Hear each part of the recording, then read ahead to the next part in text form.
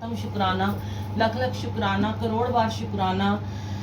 गुरुजी ने बहुत बहुत बड़ी ब्लेसिंग होती है जब गुरुजी का सत्संग होता है संगत जी।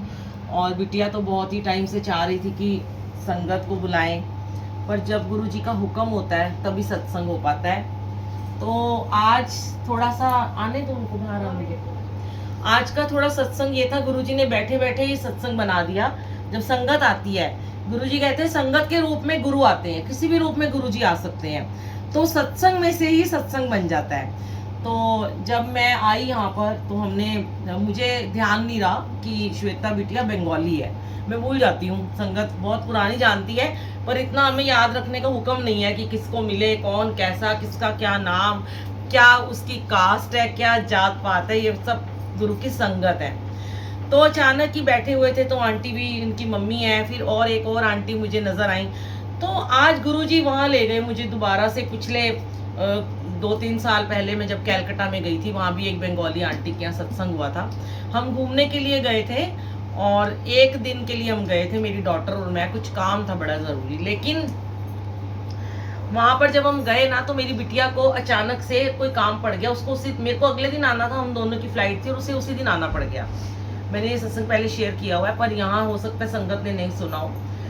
गुरुजी यही दिखाते हैं कि आज हर कोई गुरुजी से देखो जुड़ रहा है, चाहे वो बंगाली है, चाहे वो साउथ इंडियन है, चाहे वो मुस्लिम है।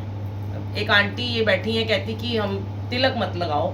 हमारे घर में मुस्लिम परिवार की बच्चे हैं, खाना भी बनाते हैं, हमारा सारा काम भी करते हैं, और वो गुरुजी की भी सेवा करते हैं रोजाना। वो गुरुजी को भोग लगाती है जब मैं घर में नहीं होती हूँ, गुरुजी की सफाई करती है। एक दिन मैं जब यूएस से गई हुई थी तो मैंने देखा कि एक दिन ना उस मेरे सारी संगत पीछे से अमृत वेला संडे करते तो चोला लगाते थे, तो उसने चुन्नी लगाई, तो कहने लगी गुरुजी की चुन्नी अपने आप गिर गई। मैंने कहा ऐसे तो हम कभी चुन्नी लगाते नहीं, किसने लगाई है? तो वो सितारा कहने लगी कि मेरी बेटी नजराना ने लगाई है। मुझे बड़ा अच्छा लगा कि देखो गुरुजी उनसे भी सेवा ले रहे हैं। तो आज गुरुजी हर घर को जोड़ रहे हैं, हर एक इंसान, उन्हें नहीं, गुरुजी तो गुरु नानक देव जी का ही रूप है। जब उन्होंने कहा कि हिंदू मुस्लिम सिख ईसाई आपस में सब भाई भाई, अब अगर रह गए हैं ना तो एक आधा कोई क्रिश्चियन मुझे लगता है, वो भी खैर मुझे मिले हैं जो जुड़े हुए हैं, पर वो कम है, वो भी जुड़ जाएंगे। और मुस्लिम तो इतने जाते हैं गुरुजी के मंदिर, सेवा करके आते हैं। और गुरुजी ने जा के मुस्लिम के घर में हमसे सत्संग कराए। गुरुजी ने कहा कि मुस्लिम मेरे यहाँ नहीं आता था तो क्या हुआ, मैं तो मुस्लिम क्या जा सकता हूँ। अब बंगाली की बात बता रही हूँ, तो मैं वापस मेरी बेटी को आना पड़ा और मुझे वहीं रुकना पड़ा क्योंकि टिकट बहुत महंगी थी। मैंने सोचा अगले दिन मैं क्या करूँगी, मेरे तो कोई काम ही नहीं है, कैलकाटा थोड़ा सा घूम लेती हूँ, कोई शॉपिंग कर लूँगी। तो मैंने ऐसी कोई स्टेटस लगाया था, तो वहाँ यूट्यूब से कोई एक संगत आंटी थी, वो मुझे जानती थी, मेरे सत्संग सुनती होंगी यूट्यूब से। उनका मुझे फ़ोन आया कि आंटी मुझे बड़ा अर्जेंट काम है। मैंने कहा क्या हुआ? कहती मैं बंगाली हूँ, मैंने कभी अपने घर सत्संग नहीं कराया, क्या आप मेरे घर सत्संग करोगे? मैंने कहा ना, यहाँ चोला ना गुरुजी के बर्तन, ना गुरुजी का म्यूजिक सिस्टम, तुम्हारे घर में क्या है? कहती मेरे घर तो कुछ भी नहीं है। अब गुरुजी मुझे भेज रहे हैं उसके घर में, मैं कैब बुक कर रही हूँ, कैब कहीं और चली गई है। टाइम हमने फिक्स कर दिया 3 बजे का, और उसने बोला सिर्फ मैं होंगी और मेरे पापा होंगे और 1-2 आंटियां होंगी जो ऊपर नीचे रहती हैं, मैं किसी को नहीं बुलाऊंगी, आंटी आप आ जाओ। अब गुरुजी देखो जहां जाते हैं वहां सेवा ले लेते हैं। वो ये नहीं देखते कि तू घूमने आई है या तू शॉपिंग करने आई है, तो कैलकाटा में भी तू सेवा करके ही जा, क्योंकि तेरे कर्म मैंने सेवा से ही काटने हैं। और गुरुजी का नाम तो लेना जरूरी है, हमारे लिए तो बहुत ही जरूरी है। वहां पहुंची, गलत रास्ते पे ले गई कैब, 2 तरह के एड्रेस थे एक जैसे। फिर वहां से दोबारा भागी भागी दूसरी कैब करके वहां पे पहुंची। तो जब उन आंटी के घर में मैं गई, तो ये मैं पहले शेयर कर चुकी हूँ, बार बार नहीं, गुरुजी पता नहीं क्यों कराते हैं। तो आंटी को थोड़ा पता नहीं था कि गुरुजी, उन्होंने जैसे भोले भाव से गुरुजी के स्वरूप लगा रखे थे। और जैसे मैंने आंटी को आते ही बोला कि टेपों से नहीं लगाते स्वरूप, कीलों में नहीं लगाते, फ्रेम करके लगाते हैं। अगर आपको स्वरूप एक्स्ट्रा मिलते हैं तो आप स्वरूप रख लीजिए, किसी को दे दीजिए, वरना उसे फ्रेम कराइए। ये बार बार गुरुजी कहलवाते हैं, क्योंकि गुरुजी के स्वरूप की हमें कभी भी बेकदरी नहीं करनी चाहिए, हमें कदर करनी चाहिए। तो उनके घर से मैंने सारे स्वरूप टेपों से हटाए, उनको बताया कि बेटा ये सारे साफ करके इसको एक बड़ा सा फ्रेम करा लेना। उस बच्ची ने बहुत अच्छे से झंडियाँ वंडियाँ कुछ लगा रखे थे, गोल्डन, एक सोफा लगा रखा था। जैसे भी मैंने मैनेज किया, किचन में भेजा गुरुजी ने मुझे। मम्मी नहीं थी उस लड़की की, बिन माँ की बच्ची थी वो, जैसे भी वो काम करती होगी, पूरी किचन तितर बितर थी। गुरुजी ने वो सिमटवाई, कैसे कैसे मैंने बर्तन ढूंढे, बहुत सफाइयाँ करी, सबने गुरुजी ने मुझसे कराया। और वहाँ पे हमने सत्संग, मैंने मेरे फ़ोन में हमेशा प्लेलिस्ट होती है और मैंने अपने फ़ोन से, उसके घर में बाई चांस छोटा सा म्यूज़िक सिस्टम भी निकल आया, तो हमने गुरुजी का पूरा का पूरा जो भी वो नमकीन, वो मतलब बहुत ही कुछ बंगाली का ही खाना लाई हुई थी, कुछ पता नहीं क्या क्या था, मुझे तो पता भी नहीं है, कुछ ठंडा ही था वो सब कुछ, अब माइक्रो भी नहीं था। तो जैसे गुरुजी ने करा, वो उनका भाव होता है संगत का कि वो क्या क्या खिला रहे हैं। जैसे आज इस बिटिया का भाव था, वो मैं भी शेयर करती हूँ। गुरुजी करवा रहे हैं और आप सबको सुनवा रहे हैं, क्या पता आपके थ्रू किसी और को आंसर मिलना हो, है ना संगत जी। तो क्या हुआ कि हमने सत्संग किया, उसके फादर आए और सब कुछ जैसे यहाँ पे हुआ था, मैंने आते ही बोला कि चप्पल का स्टैंड घर के बाहर नहीं रखते, हटवाया, क्योंकि बहुत नेगेटिविटी होती है। क्योंकि जब घर में कोई भी हमारे प्राणी आता है, कोई भी संगत आती है, कोई भी मेहमान आता है या हम खुद भी आते हैं, तो हमें चप्पलों के दर्शन नहीं होने चाहिए। क्योंकि वैसे भी कहते हैं झाड़ू और चप्पल में लक्ष्मी का वास होता है, तो झाड़ू और चप्पल को हमेशा छुपा के रखना चाहिए, कभी भी खुले में नहीं रखना चाहिए।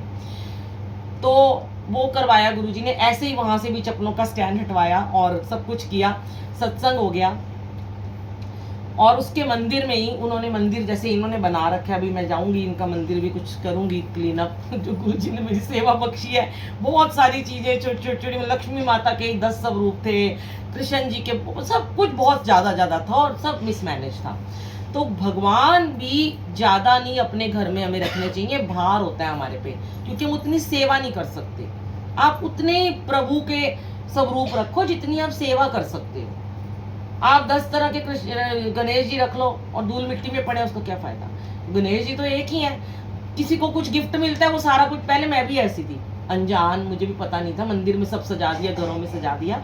तो जब कुछ गिफ्ट मिलता है, हर चीज नहीं सजाते मंदिर में एक एक ही होने चाहिए भगवान। ऐसे माता रानी भी कई 4-4 5-5 मूर्तियां रख लेते हैं, स्वरूप रख लेते हैं, ऐसे नहीं करना चाहिए। तो वो चीजें उसको सिखाई और उसके बाद सेवा करके मैं अपना वापस आ गई, मैं अपना घूमी फिरी वापस आ गई। थोड़े दिन के बाद 2-3 महीने के बाद उस लड़की का मुझे मैसेज आया कि आंटी अब आप मेरे घर दोबारा से आना और मेरा घर देखना मैंने क्या किया है। मैंने पूरी घर की नेगेटिविटी मैंने उसको बताया कि ये पुरानी टूटी फूटी चीज़ें, ये सब इनमें ना संगत जी मैं पहले भी शेयर कर चुकी हूँ, आज फिर गुरुजी करा रहे हैं। हमारे घर में कुछ भी पुरानी चीज़ें होती हैं, कुछ भी टूटी फूटी चीज़ें होती हैं। पहले के ज़माने में बड़े लोग क्या कहते होते थे, रख लो, कत्तने भी संभाल के रखते थे। अब वो नहीं है टाइम, और उसमें आपको पता नहीं है बुरी सोल्स आके बैठ जाती हैं, ये आपको अभी नहीं समझ में आता। फिर हम कहते हैं हमारे घर में बुरी आत्माओं का वास है, हमारे घर में बहुत नेगेटिविटी है। नेगेटिविटी तो होगी ना, अगर एक तार टूटी हुई है, स्विच टूटा हुआ है, चार्जर टूटा हुआ है, वो भी रख दिया, फेंकना नहीं है। मैं अपना घर खाली किया था तो मैंने अपने अंकल को बिना बताए इतना बिजली का मैंने सामान फेंका जो कभी हमने यूज ही नहीं करा था। दे दो काम वाली को, दे दो, वो बेच देंगी, कबाड़ वाले को बेच देंगी। नहीं रखना, एक टुकड़ा कागज का भी नहीं हमने रखना होता, उसमें भी नेगेटिविटी आ जाती है। क्योंकि जो बुरी आत्माएं होती है ना, उनको गंदगी बड़ी पसंद होती है, पता है आपको, और वो उसमें जाके छुप जाती है, क्योंकि वो तो नेगेटिविटी फैलाती है ना। बुरी आत्माएं नेगेटिविटी फैलाती हैं, वो गंदा, उनको जहां गंदगी मिलेगी वहां घुस जाएंगी और अपने आसपास का सारा वातावरण दूषित कर देंगे। ये भी गुरुजी ने अपने समय में ही कहा था कि अपने घर से कबाड़ को बाहर निकाला करो, साफ रखो घर। गुरुजी क्या कहते हैं, जब घर में सत्संग होता है, घर का कोना कोना ऐसे चमकाओ जैसे आज दिवाली हो, क्योंकि तुम्हारे घर, गुरुजी ये नहीं कहते मैं आ रहा हूं तो सफाई करो, क्योंकि संगत आ रही है। गुरुजी ने तो आके यहाँ एक गद्दी पे बैठ गए, स्वरूप लग गया। अब संगत कहाँ कहाँ गई, उधर गई, उस कमरे में गई, वॉशरूम में गई, किचन में गई। संगत के रूप में गुरुजी कहीं भी जाके इंस्पेक्शन कर सकते हैं, पता है आपको। और अगर बाथरूम में गंदे कपड़े टंगे हुए हैं, मेरे को गुरुजी फटाफट सेवा से पहले ही भेज देते हैं, जहाँ बाथरूम में गंदे कपड़े टंगे हैं। पहले जब सत्संग शुरू हो चुका होता है, कई बारी मैं होस्ट को नहीं उठाती, खुद ही उनके कपड़े उठाती और लपेट के बाल्टी में डाल देती हूँ। क्योंकि सेवादारों के भी कर्म बढ़ते हैं अगर वो सेवा पूरी नहीं करते हैं। सब सेवादार आपको ऐसे नहीं मिलेंगे, आएंगे, चाय पिलाएंगे, लंगर प्रसाद खिलाएंगे, बर्तन उठाएंगे और चले जाएंगे, वो नहीं बताएंगे आपको ये बातें। किसी किसी को गुरुजी सेवा बख्शते हैं कुछ बताने की, हमारे मन में भी थॉट डालते हैं। तो सबसे पहले, और गुरुजी कहते हैं मैं तो तुम्हारे साथ हमेशा रहता हूँ, क्योंकि गुरुजी का स्वरूप आपके घर में हमेशा लगा हुआ है। तो आपने अपने घर को हमेशा साफ ही रखना है।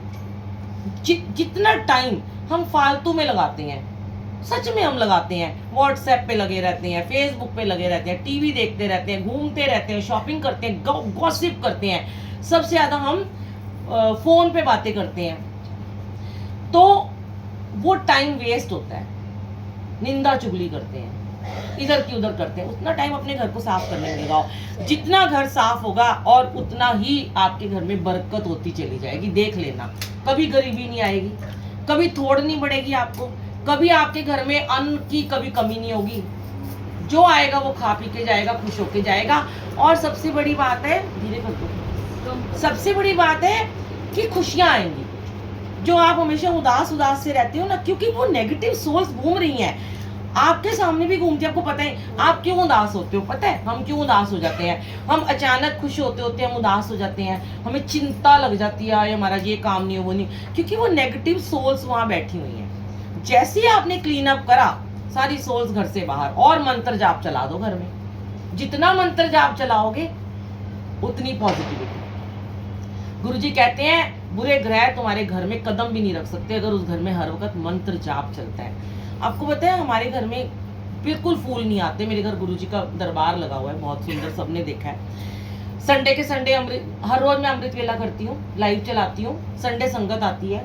हम फूल लाने भी भूल जाते हैं, कोई लाता भी नहीं। अगर मुश्किल से 20-50 रुपए के कोई ले आए तो ले आए, मुझे कोई वहम नहीं। पर जब मेरे घर में कोई अंदर एंटर करता है ना, दरवाजा ही जब सीढ़ियों का खोलता है ना, तो वो मुझे कहता है आंटी आपके घर से इतनी फ्रेग्रेंस आ रही है ना। क्यों आती है?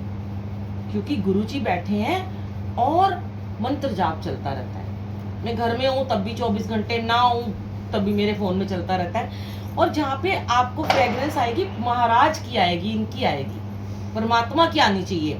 वो खुशबू फूलों के मोहताज नहीं है गुरुजी, उनकी अपनी बड़ी फ्रेग्रेंस होती है। तो जब पॉजिटिविटी होगी ना, और मैं आपको बता दूं, मैं ही पहले बड़ा गंदा घर रखती थी, मैं कभी छुपाती नहीं हूँ। जब मुझे समझ नहीं थी, जब तक मेरे जीवन में मैं गुरुजी से नहीं जुड़ी थी, मुझे बिल्कुल सफाई करना पसंद नहीं था, क्योंकि मैं एक वर्किंग वूमेन थी। मैं सुबह जाती थी, रात को आती थी, मुझे टाइम नहीं मिलता था। जो नौकर कर देते थे कर देते थे। मेरी मदर इन लॉ हमेशा कहती थी थोड़ा सफाई कर ले, थोड़ा। जब से गुरुजी आए ना, जब से गुरुजी का पाठ शुरू हुआ, जा अपने आप इन्होंने क्लीन कराना शुरू कर दिया, गंदगी रहने ही नहीं दी। तो जब आपको असली में गुरु चाहिए ना, सबसे पहले अपना घर क्लीन करो और मन रूपी भांडा साफ करो। मन रूपी भांडा कैसे साफ होगा? कीर्तन करने से, सिमरन करने से, जाप में बैठने से। ठीक है, ये तो हमारा हो गया आज